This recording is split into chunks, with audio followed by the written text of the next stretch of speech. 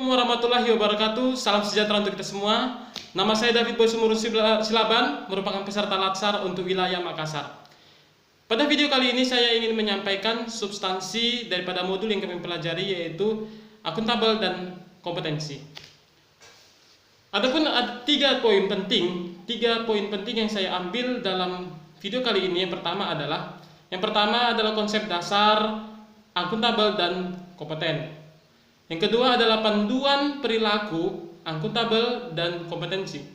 Yang ketiga, akuntabel dan kompeten dalam konteks Pengadilan Negeri Donggala di mana saya bekerja.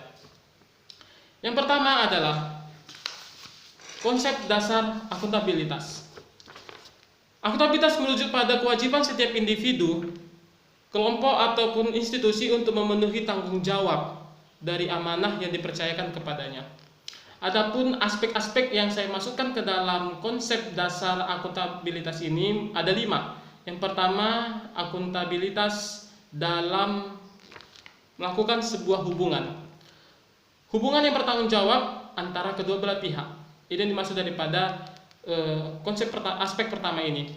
Yang kedua adalah dalam sebuah orientasi pada hasil.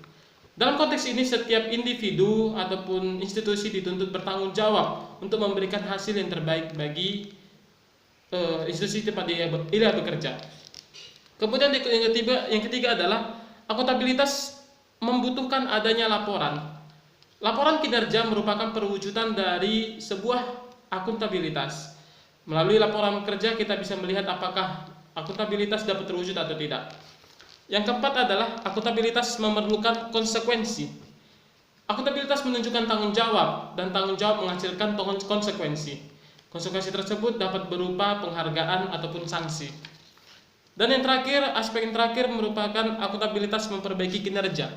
Tujuan utama dari akuntabilitas ini merupakan memberikan hasil yang terbaik, yaitu kinerja yang baik pula.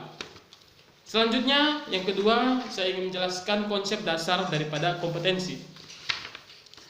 Adapun konsep dasar dari kompetensi ini saya ambil 3 poin penting, yaitu pengetahuan, knowledge, keterampilan, skill, ataupun sikap, attitude.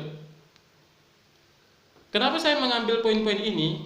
Karena ketiga aspek inilah yang memenuhi kompetensi itu, bahwa seseorang ataupun suatu badan hukum memiliki pengetahuan, kemampuan, dan juga keterampilan untuk melaksanakan tugasnya, dan sikap, apakah dia dapat bertanggung jawab ataupun juga dia dapat memberikan pertanggungjawaban kepada hasil kinerjanya. Kemudian selanjutnya saya ingin menyampaikan panduan perilaku akuntabel. Nah, panduan perilaku yang saya ambil di sini adalah melalui Core Value ASN Berakhlak nomor 20 tahun 2021. Nah, dalam core value ini, saya mengambil 3 konteks, yaitu kemampuan melaksanakan tugas, kemudian kemampuan menggunakan kekayaan negara, dan yang ketiga adalah kemampuan menggunakan kewenangan jabatannya. Nah, 3 aspek ini merupakan merupakan gambaran bahwa seseorang ASN itu telah melakukan sebuah hasil yang baik dan akuntabel sesuai dengan nilai-nilai yang tercantum dalam core value. Kemudian yang selanjutnya adalah panduan perilaku dan standar kompetensi. Nah, untuk panduan perilaku kompetensi ini saya mengambil dari dasar hukum Peraturan Menteri Pan-RB nomor 38 tahun 2017 yang mengatakan tentang standar kompetensi. Nah, adapun 3 kompetensi yang ada dalam undang-undang ini adalah yang pertama, kompetensi teknis. Nah, kompetensi teknis merupakan pengetahuan, keterampilan, dan sikap perilaku yang dapat diamati, diukur, dan dikembangkan secara spesifik berkaitan dengan teknis jabatan. Yang kedua, kompetensi manajerial. Hal ini mencakup pengetahuan, keterampilan yang dikembangkan untuk memimpin suatu unit organisasi.